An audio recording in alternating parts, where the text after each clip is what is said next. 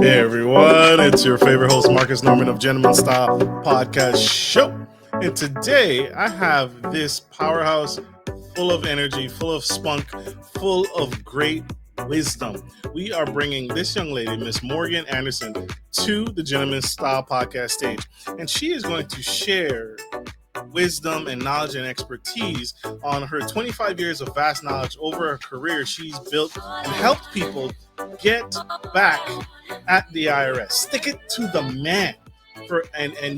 This is a unique topic that we haven't brought to anyone, and you don't hear about it often enough, even though we do know it happens. What do you do? Who do you call? Who do you reach out to when the IRS comes a knocking?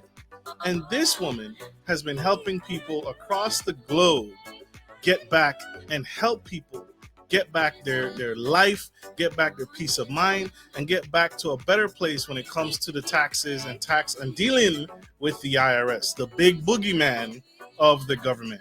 And help me, I can't help hold this woman back any further. Help me welcome to the stage the incredible Miss Morgan Anderson.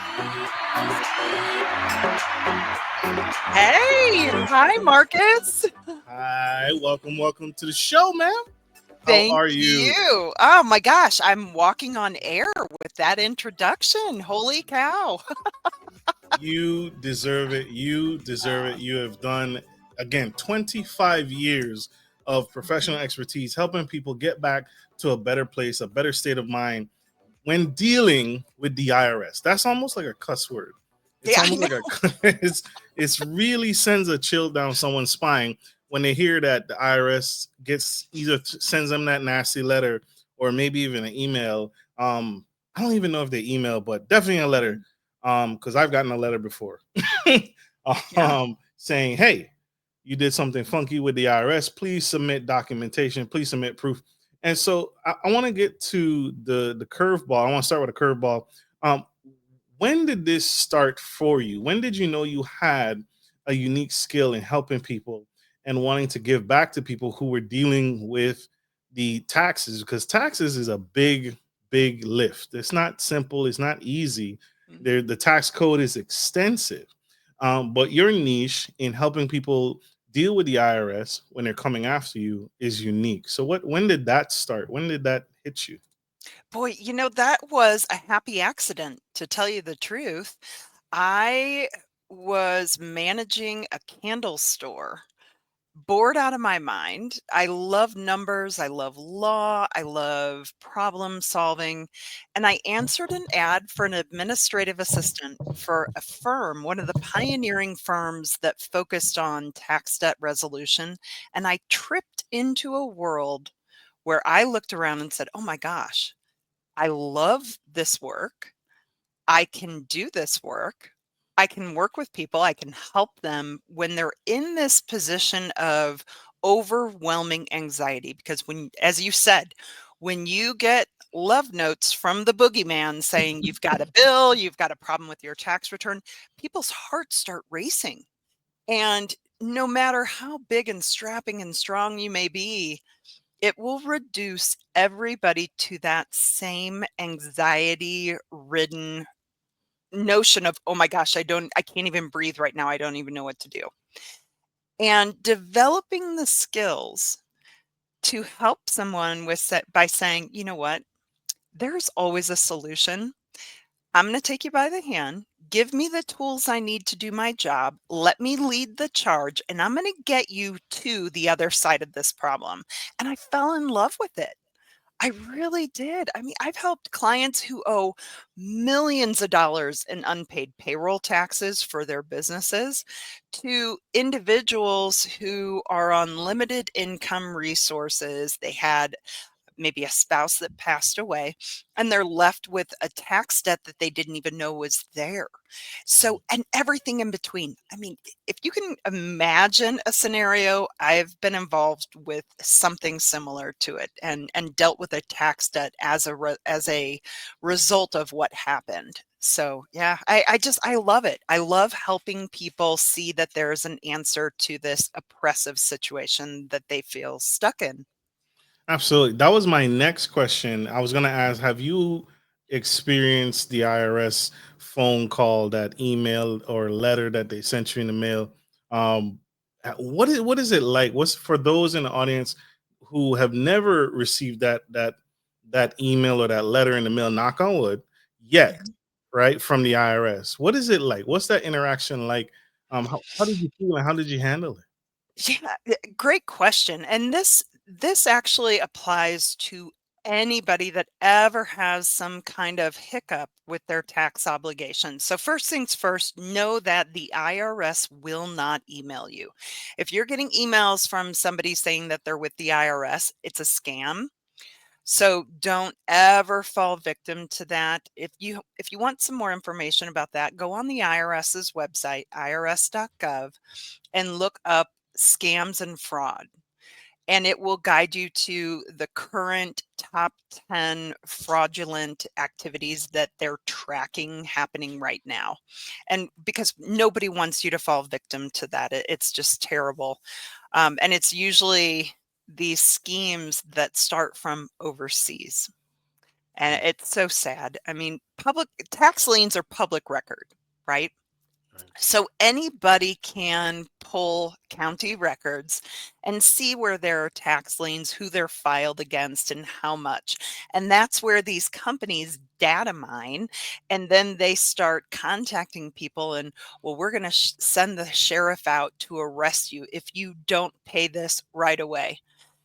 If you are getting communications like that, know that it's a scam. Slow down, talk to your trusted tax professional, and ask them to take a look at it. Um, and I apologize, I kind of went off on a you're little good. side rampage there. But if you get a notice from the IRS or the state saying, we think there's a problem, and that's usually how they start out. There was you filed a tax return and it had this information on it, but when we data matched it from third parties, we found that there's some information missing, we believe. Can you please take a look at your records and respond with this data? That notice is sent out to millions of taxpayers every filing season.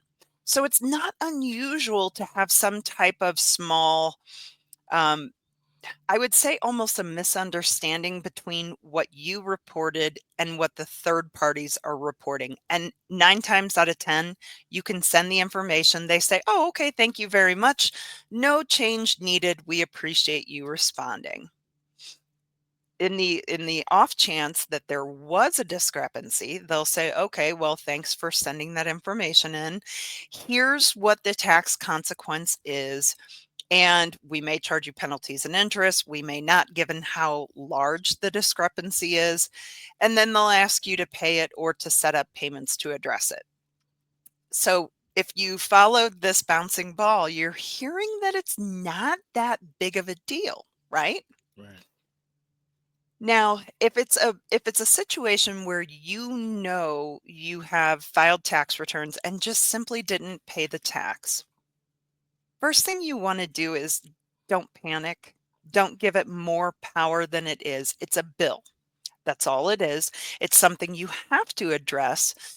But if you give it this power over you that causes a paralysis in you taking positive steps to start addressing it, you're giving it more power than it needs or that it is justified. It's just a bill. Absolutely. Absolutely. It's just a bill. It's definitely just a bill. And thank you for saying that, because oftentimes we get the notion, and I don't know if it's cable, I don't know if it's movies, where it's Big Brother's watching, right? And so we really have a Yeah. sense of fear when it comes to the government, and we try not to slip up for the majority of us. No one intentionally tries to defraud the government. Mm-mm. It again, like you said, like you put it, hey, we have from another source some data over here that was missing from your taxes. Can you help us clear this up? Right. And that's where a professional like yourself comes in to help kind of lay down those ground rules, right? Lay down those that foundational thinking, that mindset that we need to have going into it, instead of fear. Correct. Because next thing you know, I could easily see someone oversharing, right? Oversharing, like, hey, they didn't even Absolutely. ask you for this, and now you're submitting documentation that wasn't even the question. This happened to a friend of mine, a young lady, single mom, several years ago. So I imagine the tax code has changed, but she had received email saying she owed the IRS some money, and Mm, it coincidentally she did owe the IRS some money, and so she thought it was the same people. And yeah. so before she knew it, she's at the local Rite Aid or Walmart getting a charge. I think it was like a loadable card to put Yeah. money on it, and then she had to give the card information to the person on the phone who she had contacted from the email, Right. and she gave them the card details saying, here's my payment. Sorry, don't arrest me, don't send me to jail, I'm a single mom. And she paid it, and I think Yeah. she paid like over $2,000. And then she called me after she gave him the card information. She told me the details. I said, stop, that is Right. not real. And Right. by the time she got to a bank to look at the balance, it was already withdrawn. Yep. A- and Yeah. and what you said is so paramount. um It's so sad, and if any of the listeners have fallen victim of that, please don't feel like you're alone. That scam, I think it originated in India. And like I said, anytime there's a tax lien filed, it's public record. So they data mine all this and then they start hounding you and scaring you to give them money. I've heard of people who gave them bank account information. Just take it out of my bank account. Well, then they drain the entire account and the money's gone. And because of the way the banking system works, you can't get that money back. And then the IRS or the state that you truly owe that money to, if you tell them, hey, I paid $2,000 to you guys, they're going to say, no, you didn't. And they won't give you credit for it. So mm, you have to be very aware. I wouldn't say, be scared of this happening, but just be aware that it is a possibility. There are people out there who will enact predatory actions and plots to try to get as much as they can out of people, knowing that when you have a tax debt, you're scared, and all they have to do is bring up a few key words and they've got you. So just be aware that those scams are out there.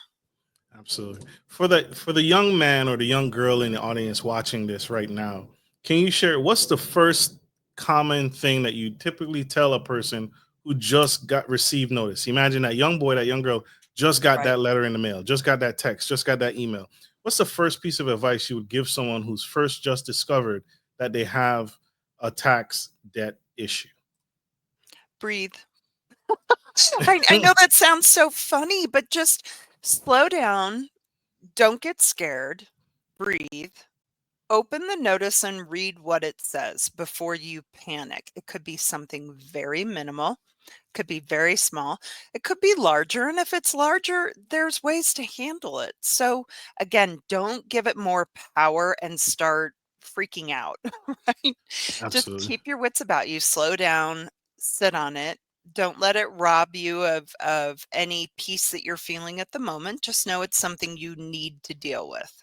Are there any identifiers that stick out on an IRS letter that says, "Hey, this is a real IRS letter," or "This is fake"? Are there any kind of just like a spam email, right? They're Sure. mistyping words, they're misspelling words. It's from an Absolutely. unethical source or unfamiliar vendor that I don't know. Any Right. tips there? Yes. For the federal government, in the upper left-hand corner, it will have the Department of Treasury seal, and it will say Internal Revenue Service Center, and it will say the originating city from for the notice. In the upper right-hand corner, there will be a form or notice identifier. Pardon me. If you are in the beginning of the process, the collection process, the notice will start with the letters CP. which means it's computer generated. It's a computer Mm. program notification. The IRS's outdated, I will say, computer system is set up for notices to go out at trigger points. 30 days past due, 60 days past due, 90 days past due. And the level of aggression of those notices increases the further out from the date the debt was recorded on the tax account. So their first notices are usually like, "Hey, it's the IRS." Just kind of nudging you a little bit. "Did you realize you have a bill with us? Could you please call us and get this addressed?" If you have a question about the phone number, look it up on the IRS's website. Don't Google it, but go to the IRS's website and pull the information from there. You can also now, with the taxpayer accounts that the IRS has set up, you can go through a process called ID Me, which verifies you are who you say you are. And then you can log on online to check your own tax account. You'll find your reported financial activities on there for the prior few years. You can find out about any balances you owe, any refund that you've claimed that you're waiting to receive. I mean, it's a great tool for you to be able to go straight to the source and check on your tax account. Um, but yeah, I would say know that there are steps you can take to verify that they are who they say they are and do your own due diligence. You'll be able to identify things pretty quick. I've seen some tax resolution firms who have created mailers that they'll send out to you that are designed to look like the IRS. It'll say something about like federal tax lien recorded. You must call our office or we will have to contact you in person. But just look for the service center address in the upper left hand and the form or notice number in the right hand. Go on the IRS website and double check it.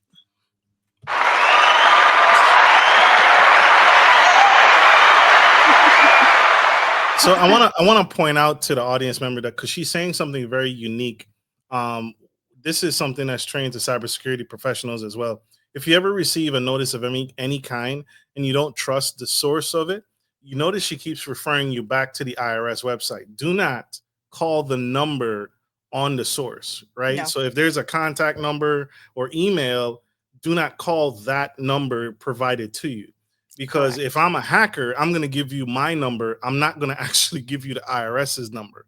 And Right. so notice what Miss Morgan is saying. She's saying if you don't believe this to be authentic, don't contact the number on the source. Go to the irs.gov website and get their actual number and then call them and say, "Hey, I received this letter from you stating XYZ, XYZ. Is this actual factual?"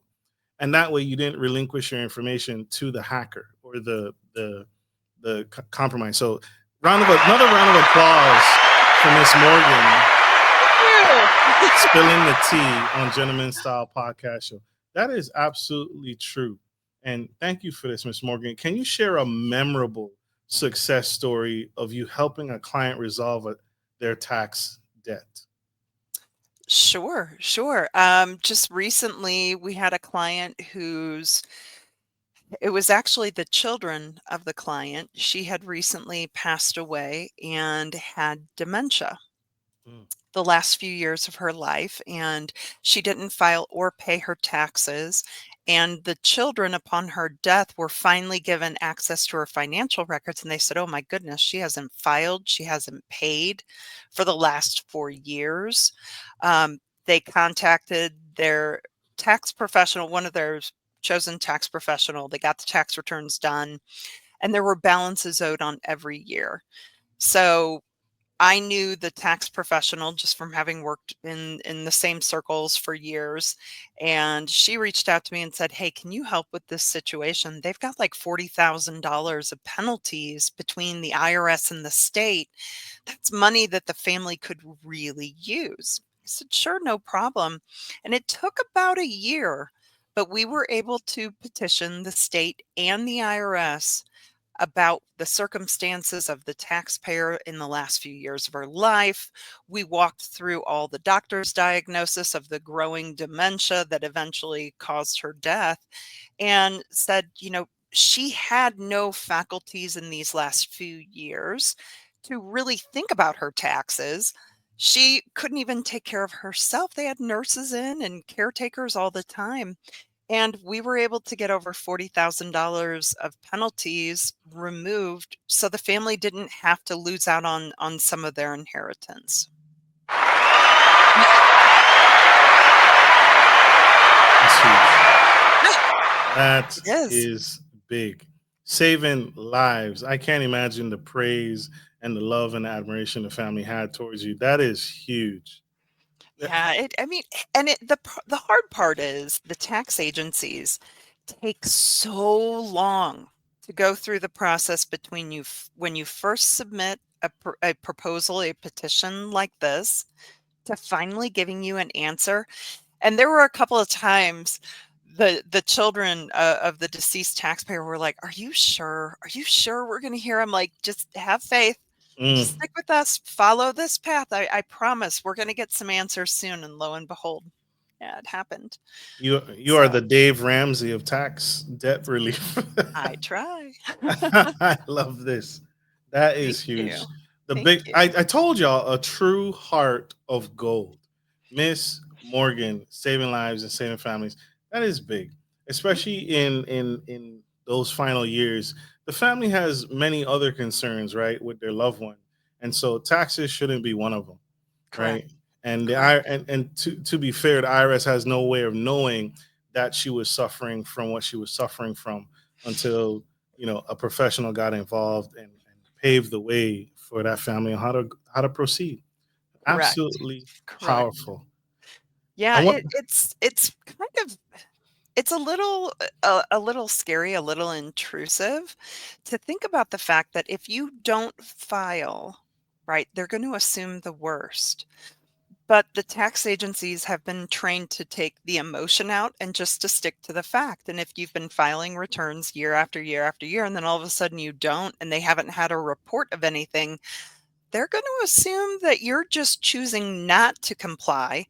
And they'll put on a lot of penalties and interest once you do, or they'll create an estimated return on your behalf. And it is always way more than you would have owed if you would have just filed. Mm, mm.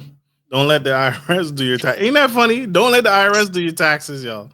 I know, I know. There's this whole thing right now. I don't know if you heard about it, but the IRS has a free file for simple tax returns on their website, and tax professionals are kind of like, isn't that a little close? Yeah. Like, can we guarantee that you're really like the taxpayers inputting the data and then you're ethically handling it and giving them a true outcome at the end of it? Yeah, there were some questions about that, but That is crazy. That's too close to home. That's yeah, isn't it way too though? close to home. Yeah. Absolutely true. Miss Morgan, y'all, spilling the tea.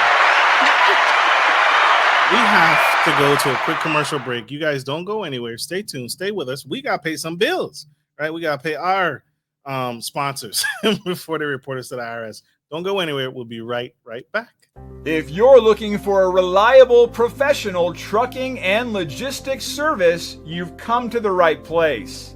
Musa Trucking is a veteran-owned and operated premier transportation provider that can help with all of your trucking and logistics needs.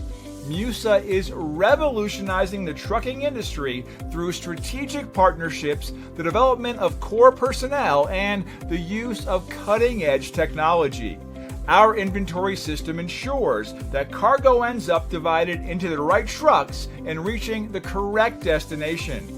Our drivers are dedicated to transporting goods efficiently and safely. Contact us today to get started by visiting the website on the screen or by calling 757-756-5246.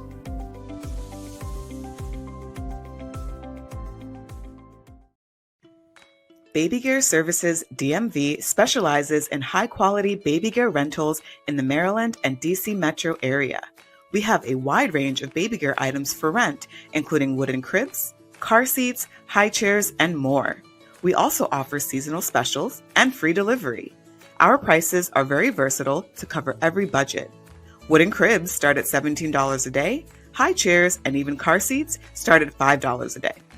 Check out our website, www.bgsdmv.com.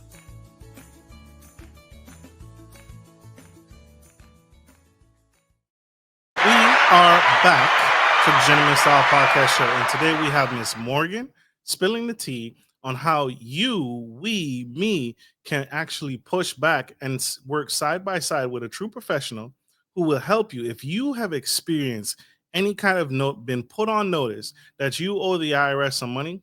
Stop, breathe.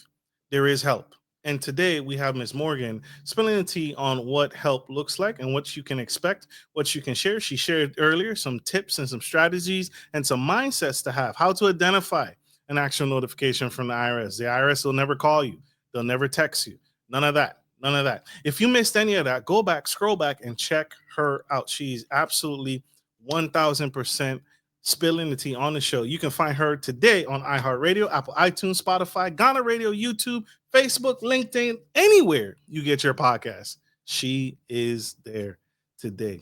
And so, Ms. Morgan, question for you. What is the difference in how you proceed when it comes to federal taxes owed or state taxes owed? Is there a different process? Do you work differently when it comes to dealing with either the state or the federal government? A little bit of difference is it's only really in the laws that govern it, right? The federal government, they're tried and true, but every individual state has their own, what I sometimes call Mickey Mouse laws, because some of them follow the IRS's lead and say, yeah, what they're doing, we're just going to replicate it. So it makes it very easy. But some states will say, like, let's take, for example, tax liens. Okay. When the IRS files a tax lien, it's in place through the collection statute, which is 10 years per tax balance that's recorded. Okay. And there are a couple of things that will pause that collection statute from running. But overall, it's about 10 years. And at the end of 10 years, if they didn't collect the debt drops off. Any tax liens filed drop off, and the taxpayer is free and clear of the IRS problem. Some states will say, okay, we'll do 10 years, but if we haven't collected anything, we reserve the right to file a tax lien for another 10 years. Some states say, well, we have a tax lien in place and there's no expiration date. There's no expiration date to how long we can collect on it. We're coming after you and any of your heirs after you're gone. So there is a little bit of strategy change when it comes to dealing with the IRS and the state, but it just depends on what each state that we're dealing with, whatever their laws and their tax codes are. That's what really dictates it. So are you worldwide when it comes to helping people? Can you help someone overseas who left the United States, but they still have to file taxes, that type of thing? We do. We have a lot of expats that still have financial activities here that need to be dealt with.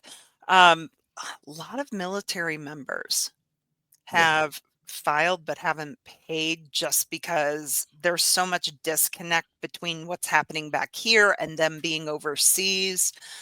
We've dealt with quite a bit. I've had clients in Mexico. I've had clients in Ireland. I've had clients in Canada, and all 50 states. Absolutely. Absolutely. She's world renowned, y'all. World travel. You can get her anywhere. Absolutely anywhere. In the negotiation process, sometimes I hear about people being able to pay the IRS back over time. And so these installment agreements, how do these agreements with the IRS work? And when are they a good option? When are they not a good option for someone to utilize those benefits or those options? Great question. So first and foremost, with whatever your debt is, your financial picture is the driver for whatever solution we identify. If you owe $10 million to the IRS and you're making 50,000 a year and you've got two mouths to feed at home and you're trying to scramble to keep a roof over their head and food on the table and everything, they know they can't say, well, yeah, but you need to pay us all this money back. You just have no way to do it, right? So the financial condition of the taxpayer is the primary driver of what we start looking at for a resolution option. The other point being the debt total and how much time the IRS or the state has to collect on it. We put all those pieces together. And if it makes sense, if the taxpayer can do it, we'll set up monthly payments to address the debt in full before the rights to collect the debt expire. There's always a lot of moving parts, though, things that we keep in mind. There are times where we say to the IRS, you know what? Here's their financial condition. They can't pay anything back. We think things are going to change in a year or two. Can we put them in currently not collectible for a time period and let them kind of get their feet under them and have some circumstances change? The IRS will do that. They'll set up monthly payments. They'll consider abating penalties because penalties are on there. They're kind of an arbitrary addition to the balance you have to pay as a penalty, as a way to kind of slap your wrist with a ruler for accruing a tax debt, for not paying your tax or filing your tax on time. There's a way to settle through an offer and compromise program with the IRS, and the states call it the states that have a similar program call it something different, sometimes an offer to settle. But that essentially says, hey, look, here's my financial condition, full transparency. You can look at it with a microscope. You're not going to find a way for me to full pay this debt. So let's settle at a number. A lot of times, if you have equity in assets, or you have a lot of assets, or you have a lot of expenses that the IRS doesn't deem as need, it's more of a want or a convenience, then you're probably not an offer and compromise candidate. But you can still set up monthly payments. That. Yeah, I mean, it's so funny because there are these primary resolution strategies, right? Primary ways to solve the debt, but within each of them, there's 40 different variations. Sure. So just know that whatever the tax debt is, there's always a solution. Absolutely. You can't be Bill Gates talking about, IRS, I don't want to pay it. Let's just settle for this amount. Mr. Gates, you got stock, you got options, you got real estate, you got your yacht, plenty of ways to pay us. So, Oh, yeah. and that's why, again, ladies and gentlemen, why you need to partner with Miss Morgan and her team to help you figure out which avenue, which option is the best option for you. So super, super powerful. People shun the use of mentors and experts and professionals. Oftentimes I hear in business owners, I'll just do it myself. That is the wrong answer. And that's growing and that's showing. If the PPP taught us nothing else, you should not be doing it yourself. Good Lord. Or the ERC, right? How did your goodness. company, what was the common denominator? What did you see a lot of during the PPP with I taxes? saw a lot of people, a lot of business owners that got hoodwinked into doing those ERC claims, the employee retention credit, because there were all these mills that popped up across the nation. The way the ERC was able to be claimed is you filed your quarterly federal withholding report, meaning you report what you paid your employees, what the withholding for their tax was, the Social Security and Medicare. That's reported quarterly as a business owner, right? And when they announced the employee retention credit, they amended that form. The IRS actually amended the form to say, here's extra lines, add how much credit you're allowed based on your activities. Well, these scammers figured out, oh my gosh, we can just sell people on filing this paperwork for them. And if you read the contracts, all it says is they're going to compile the form for you. They're not going to make sure that you're verified as qualified to receive the credit. They don't do any homework other than just take your payroll data, fill it out and say, yeah, they get this much, and send it in, and they charge you an exorbitant price for it.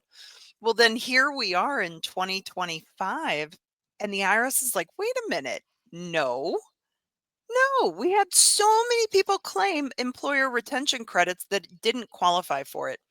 I had a client who unfortunately fell victim to one of these ERC mills, and to the tune of like $400,000 from the second quarter of 2020 to the fourth quarter of or third quarter of 2021.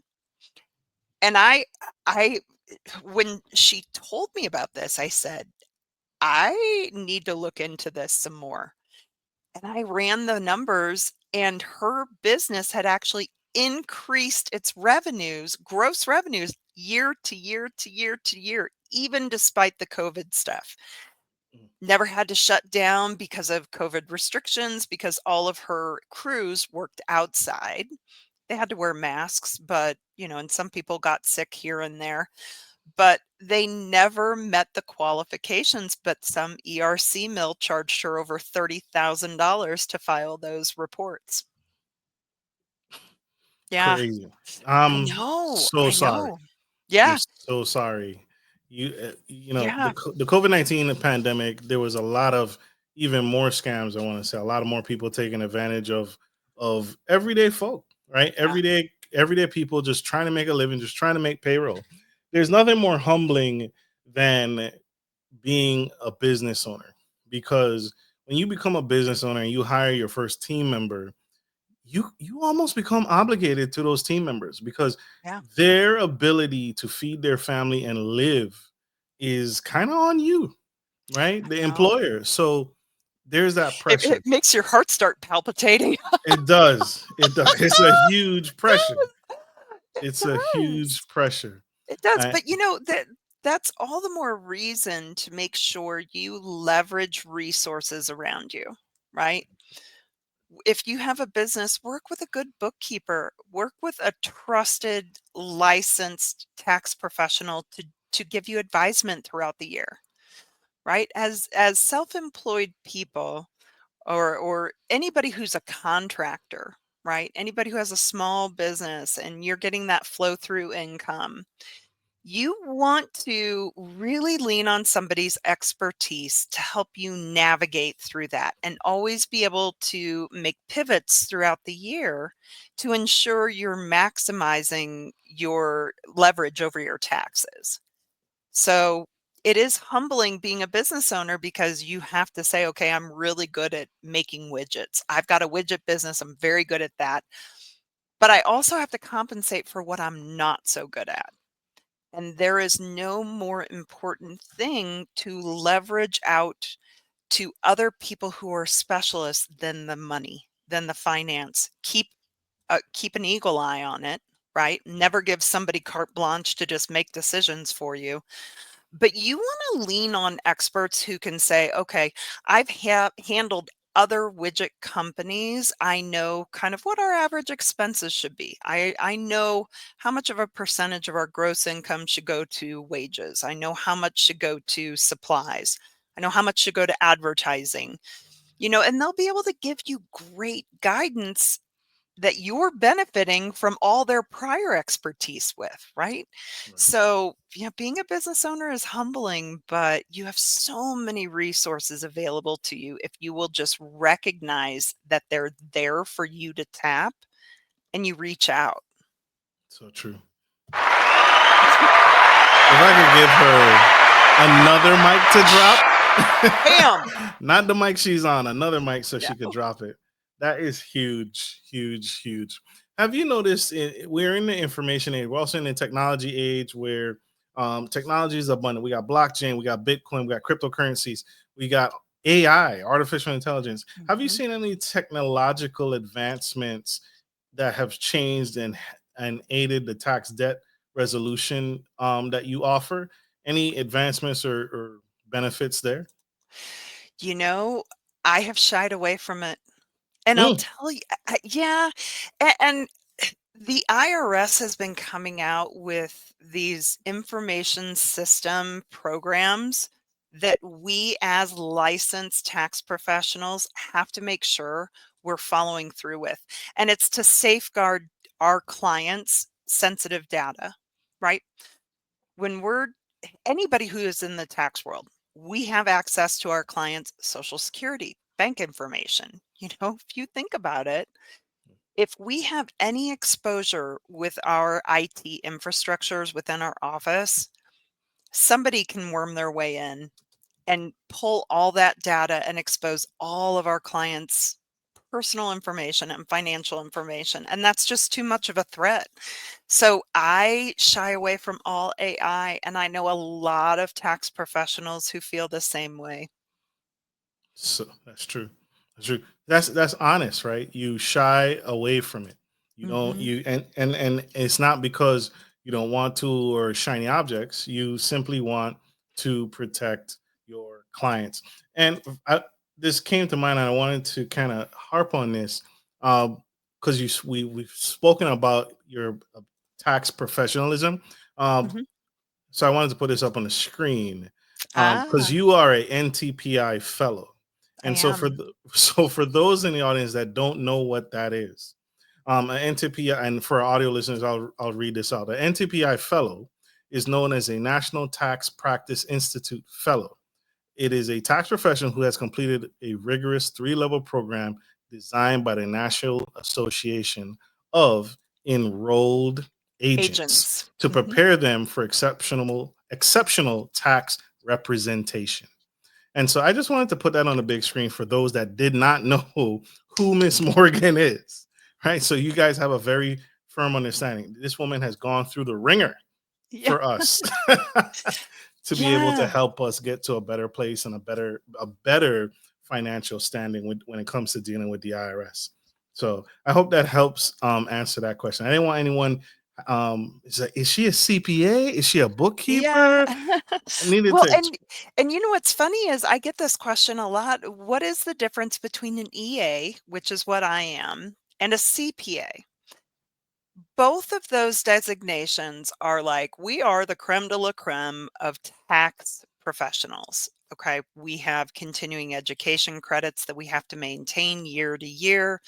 Um, we are the only difference with us is that a CPA can sign off on financial audit of books. Okay. They're like the ultimate, these are the guys that are handling Boeing and, all these big national companies. They have teams of CPA who sign off on all of these financial records. EAs cannot. But for the individual, for the small business owner, we are the same at the same level as CPAs. A lot of EAs also focus on tax advising, strategy, business advising, helping with some light financial investment guidance. CPAs, same thing for small business owners, self-employed individuals, people who inherit money. We're just all the accredited people that you definitely can lean on because we have such stringent requirements that we're required to maintain. But CPAs are licensed by their state. So they may be licensed in Colorado, and Colorado has a reciprocal agreement with Utah. So the CPA licensed in Colorado can also operate in Utah.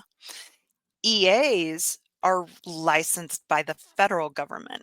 So we are allowed to operate nationwide, and all of the states recognize EAs as being the ultimate in tax professional akin to a CPA or a tax attorney.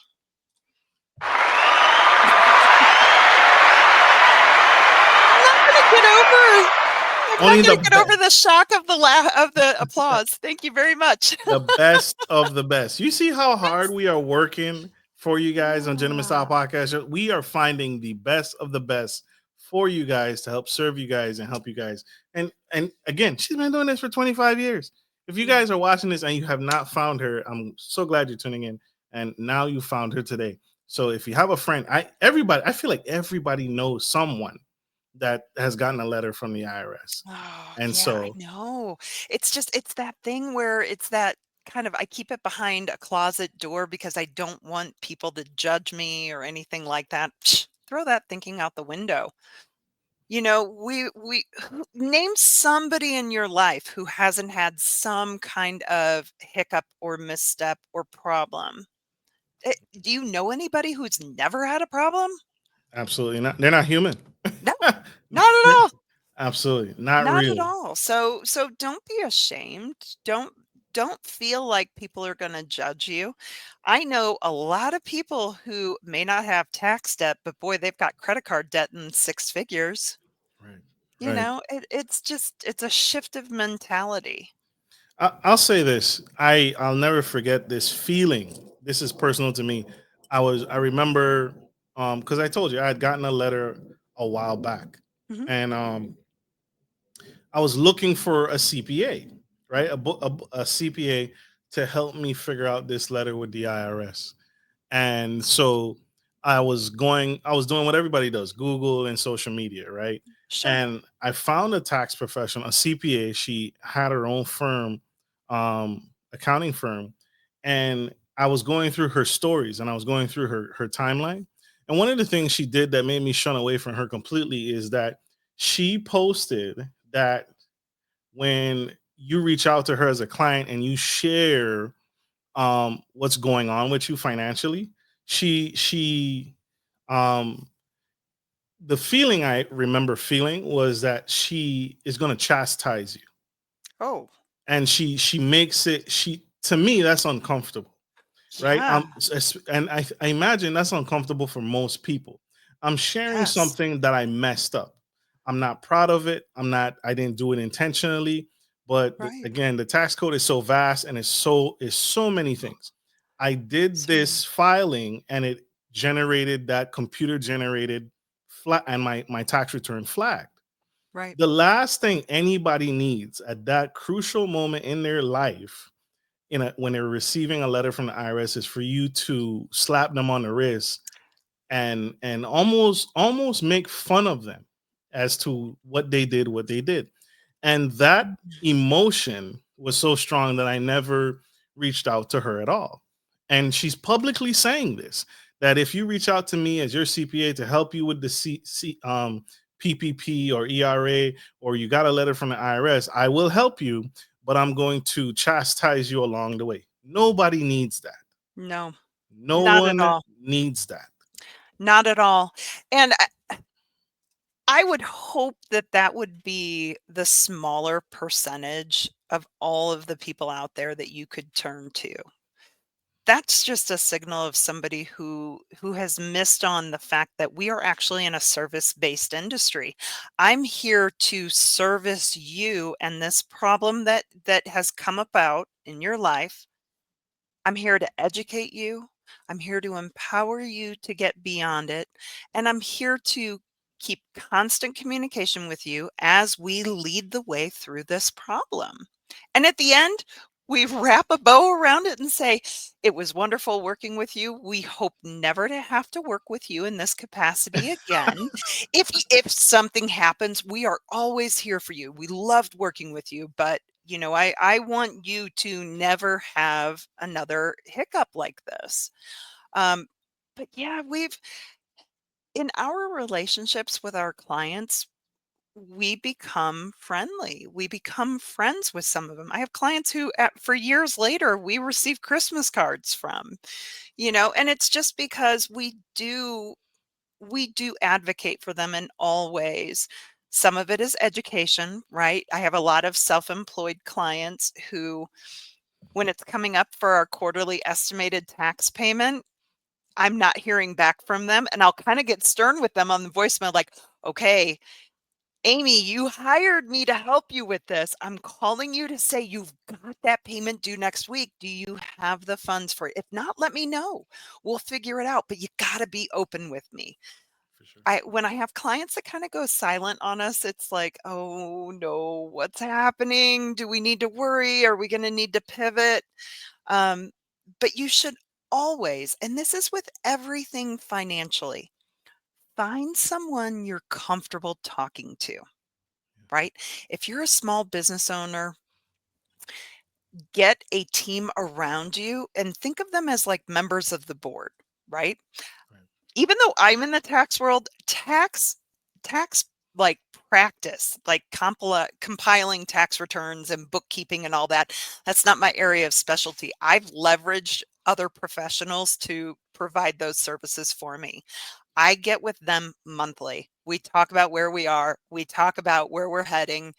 They give me ideas of ways we can pivot to leverage the tax position. I think of them as members of my board. I have full transparency with them because I know they're going to then be able to apply all of their knowledge and expertise to help me and help my business. Absolutely. Absolutely. Huge heart of pure gold.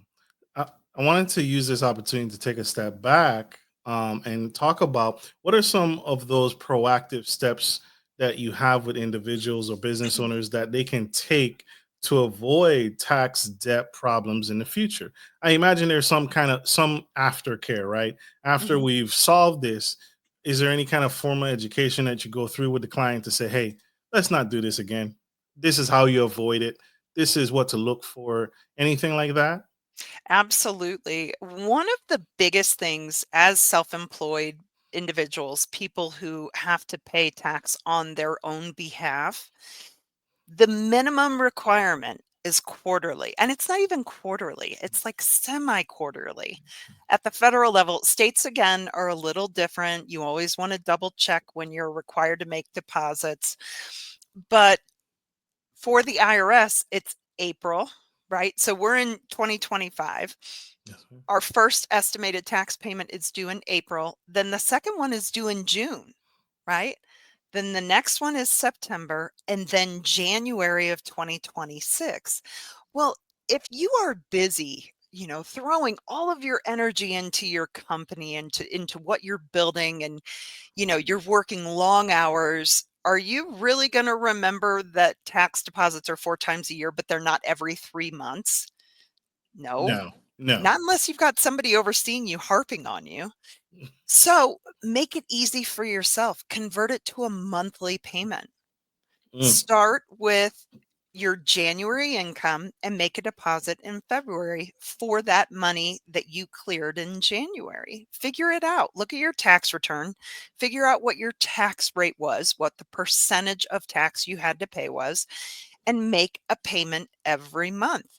If you do that, it's so much easier to say pay 3,000 a month than remembering 4 times a year to pay $12,000. mm. So Right, true. or 9,000, pardon me, 9,000. So true. Yeah, Live yeah. math is dangerous, y'all. Live math. I know, Absolutely. That is I know. significant. But yeah, Who it's so much easier to manage it that way. I love that. That's a Thank you. real tip. That is a real that's the 202 level. That's she's taking us to school right now, y'all. There's a 101 masterclass and now this is 202 level. So this is huge. Can you share any mentors or role models who have influenced you over your 25 years in this career? Yeah, I've had a few. I've had a few of really great mentors. When I started in this industry, the owners of the company that I first started with were phenomenal. They really created an environment. Back then we didn't have online education. At our desks, we had a computer for basic like word processing, and that was it. We carried around these huge file folders of all the paper related to each client case. And they really fostered an environment where they had a tax attorney come in and really teach us some of the basics and was a great resource for us as we came across unique situations. mean, it was kind of the wild, wild west back then of tax debt resolution. And it's evolved over the years, right? Now, the EA exam, for example, was a 2-day in-person exam given at the exact same time across the nation once a year. And if you did not pass all 4 sections, you didn't find out for like 5 months. And then you had to wait until the next testing cycle to go back and take the parts that you didn't pass. I mean, this was some old Scantron stuff, right? For those of us from the 80s, went to grade school and you had the Scantron test. I mean, Yes. that was our EA exam. CPA exam was the same way. And now they have testing centers and you can take one part at a time. They bumped it down from 4 parts to 3 parts. I mean, seeing how things have changed has been remarkable. But the owners of the company that I first started with, they were great. They were great. Matt Mulligan and Scott Priestmeyer. Shout out. Yeah. Changing the future for the better. Yeah. Absolutely. Thank really you. Did. Thank y'all. Because without you all, we wouldn't have Miss Morgan today. Yeah. See that? Exactly. Exactly. This has been a powerhouse conversation, a true gem, a diamond in the rough, and you have shared so many nuggets. If to that young girl, that young boy out in the audience, can you share what's one more nugget? You've shared so many nuggets, and given back in so many ways, and given back over the course of your incredible career. If you had one more nugget in the hat, what would that be to that young boy, that young girl who's just back is against the wall? They're scared to death of the amount that they owe the IRS because they, in their mind, have no way of seeing this through. What would you say to them right now? I would say 2 things. Number 1, there's always a solution. Don't forget that. There's always a solution. Sleep well at night, knowing that as long as you take those steps to start figuring it out, you're going to get there. And the second thing is don't give it more power than it really deserves, because it's just a bill. Absolutely. And how can our audience connect with you? How can people find you? How can people grow? Because the train has left the station, right? And those IRS letters are like she shared, are going to automatically populate from that computer. But it's not too late to hop on board and get on board and connect with you. So how can people find you? How can people learn more and connect with you? Because this is an intimate thing. They're dealing with the IRS. They got their letter in the mail and they need professional help. How can people find you? Check the show notes, because I am actually going to share with you and your audience this free assessment that we have put out online to determine if you can DIY it, handle it yourself, if you should, right? Or if you really need to get an expert involved. There is a way to reach me directly through our website. It's Golden Lion Tax Solutions. Look us up. You can find me on social media. Friend me, send me a message. We just want to help take away the anxiety around this situation for you. There's a solution, and sometimes you just need some key direction and some insight and strategies that you can employ yourself to get it done. Great. Connect.